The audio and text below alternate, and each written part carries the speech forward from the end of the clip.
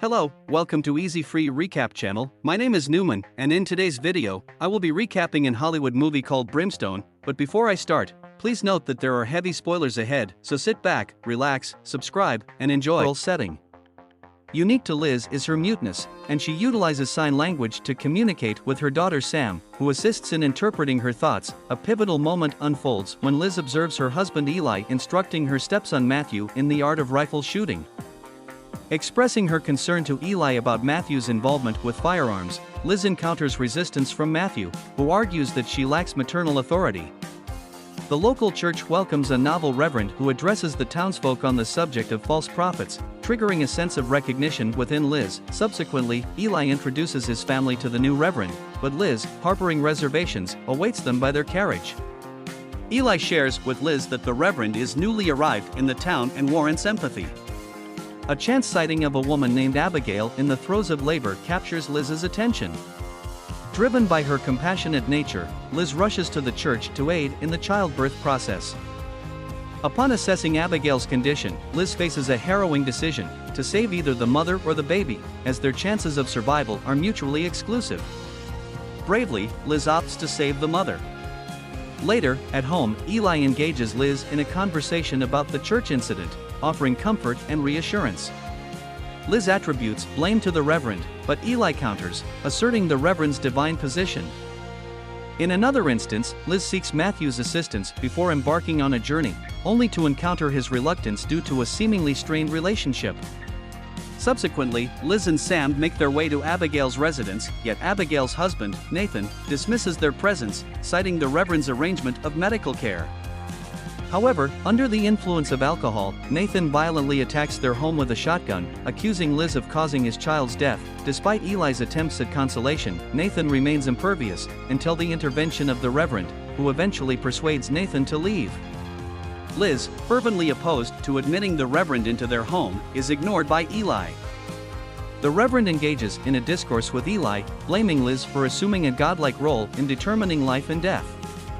Unbeknownst to them, Liz covertly listens in on their conversation. When the reverend calls for Liz's presence, Eli ascends the stairs to fetch her. The reverend discerns Liz's presence, accusing her of eavesdropping, and proclaims his intent to administer retribution for her perceived sins. After the reverend departs, Liz implores Eli that they must depart the town, and Eli pledges to take her to his father's abode in the coming days. Following these events, a grim discovery awaits Matthew: his father's sheep have been slaughtered. Determined to confront Nathan, Matthew and Eli set out. Meanwhile, Liz tends to the aftermath of the devastation at their home, while Sam remains blindfolded outside. In a shocking twist, the reverend emerges and confines Liz within a barn, subsequently leading Sam away for a private dialogue. In a desperate bid to escape, Liz's efforts culminate in a fall that renders her unconscious. In a parallel storyline, Eli unravels the truth that the grieving couple, Nathan and Abigail, have departed town following the loss of their baby. Please wait, before I go further, quick disclaimer here: to whom it may concern, this recap is not in any way a replacement for the original movie. As matter of fact, to get the full gist and understanding of this movie, I strongly suggest you download and watch the real and complete movie. Thank you. So let's continue. Later that night, as Liz settles Sam into bed, a poignant conversation ensues, wherein Sam questions the nature of Liz's encounter with the reverend and contemplates whether Liz embodies malevolence as implied by the reverend's words. While Eli slumbers soundly, Liz seizes a firearm and embarks on a nocturnal quest to locate the reverend. A knife accompanies her, but her discovery in the reverend's bed is limited to her daughter's doll. Meanwhile, the reverend hovers near Sam's bedside, wielding a knife of his own. Stirred from a nightmare, Eli rouses to find his wife's absence. Alarmed, he arises and detects a gleam emanating from the barn, propelling him to investigate. A sinister encounter unfolds as the reverend thrusts a blade into Eli, ascribing his actions to Liz's affection. Returning home, Liz encounters Eli ensnared in the barn, his entrails entwined around his neck. Matthew intervenes, acting out of compassion, and brings an end to Eli's suffering. A grim realization dawns as they witness their home consumed by flames, ignited by the reverend's machinations. Constrained by circumstance, the family takes refuge in Eli's father's residence. The second chapter, Chris in Exodus, introduces Joanna, a young woman who collapses from thirst in the desert.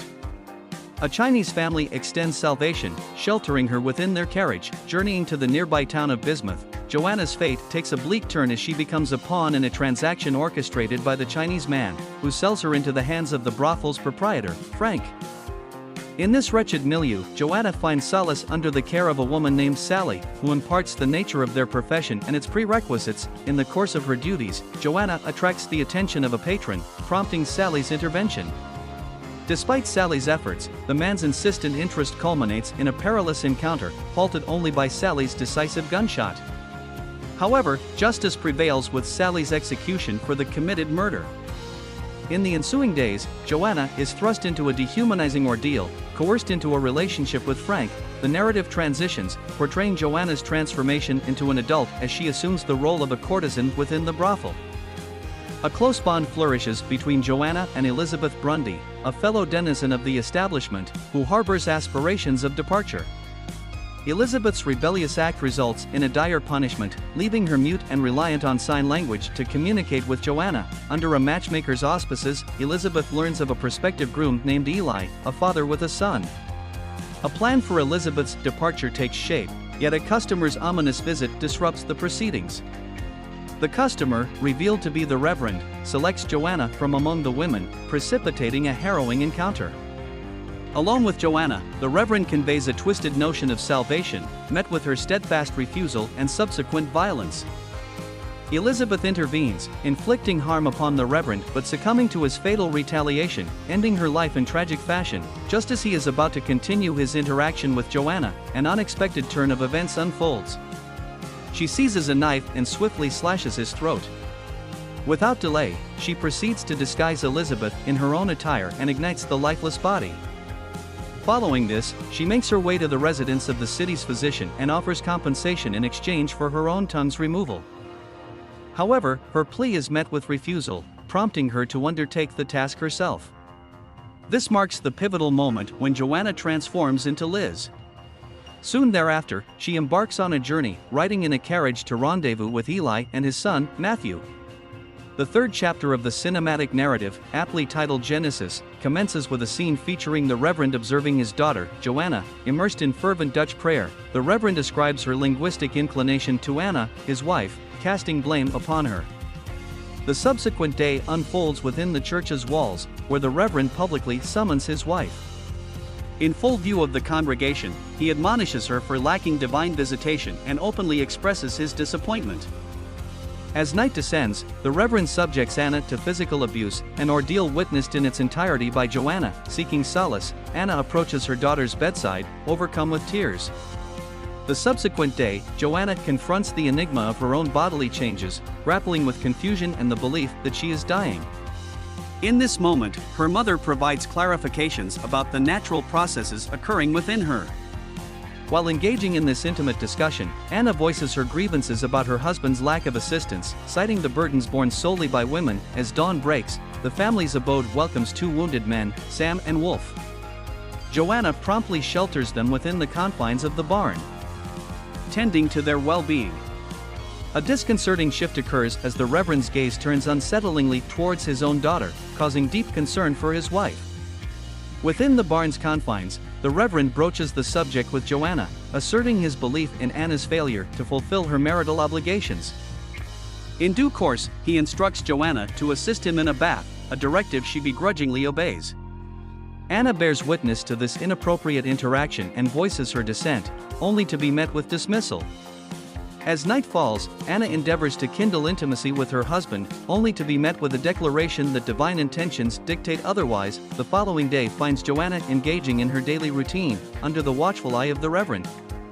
Anna, observing this, offers a remorseful apology for withholding her conjugal rights in order to provoke her husband's engagement. Yet, the Reverend remains unmoved by this admission. A confrontation unfolds, with Anna condemning him as a transgressor of grave moral boundaries. Inciting his violent response, subsequently, the Reverend and Anna vacate their dwelling and venture to a blacksmith's establishment. Here, the Reverend arranges for a device to muzzle Anna, subjecting her to degrading humiliation. Meanwhile, Samuel takes Wolf's life under grim circumstances, a decision he justifies to Joanna. As the narrative progresses, Joanna confides in her mother, asserting her determination to never allow herself to endure the same treatment inflicted by her father. Tragically, this resolution reaches its devastating climax as Anna's despair culminates in her public self-inflicted demise within the church's solemn confines. The preacher addresses the congregation, recounting his unsuccessful attempts to aid his wife. That same night, Joanna experiences profound loneliness and seeks solace from Samuel. In her distress, she tries to initiate intimacy, but he recognizes her sorrow and offers a comforting embrace instead. Subsequently, the preacher coerces Joanna into a marriage proposal, invoking religious authority. Samuel intervenes, endeavoring to rescue Joanna from the preacher's grasp. Tragically, the preacher resorts to violence, shooting Samuel. Joanna is forcibly taken back home, enduring punishment for her connection with Samuel. Later, the preacher forces himself upon her. When he falls asleep, Joanna seizes the opportunity to escape his clutches. The fourth chapter, titled Retribution, picks up where the first left off. Joanna, Sam, and Matthew travel in a carriage toward their grandfather's residence. The preacher schemes a trap, shooting Matthew when he investigates a disturbance. Despite the adversity, Joanna continues the journey with Sam to Eli's father's house. Eli's father receives the heartbreaking news and weeps for his lost loved ones. Joanna prepares a shotgun, determined to confront the preacher. Her father-in-law questions her resolve, but she asserts her determination. After Joanna shoots at her father in a tense encounter, the preacher threatens Sam and envisions a distressing future for her. Joanna takes swift action, attempting to escape with Sam through a window. Unfortunately, the preacher thwarts their efforts and restrains Joanna. He subjects Sam to a brutal beating, forcing Joanna to watch. Claiming himself beyond redemption, the preacher asserts his dominance. However, Joanna summons incredible strength, breaking her own arms to free herself. She launches an attack, setting the preacher on fire and ultimately ending his life. Time passes, and Joanna establishes a sawmill at Eli's late father's property. Nathan, now a sheriff, visits her and unveils a wanted poster of Elizabeth Grundy, who had taken Frank's life. Joanna realizes Elizabeth's role in the preacher's demise and her own unjust arrest. Nathan apprehends Joanna, leading her onto a boat. As they depart, Joanna glimpses her daughter one last time before plunging into the river with a sense of liberation. She trusts her daughter's future without the preacher. Years later, Sam becomes a capable adult, managing the sawmill and raising a daughter. She feels her mother's presence, narrating the enduring legacy of strength and protection. And that's it, the movie ends here. Thanks for watching. If you find this movie interesting, the link to the download of the full movie is in the description of this video. All you have to do is subscribe, turn on the notification bell icon, so you can get notified whenever we recap and upload an interesting movie just like this. Until our next video, you take good care of yourself and bye-bye.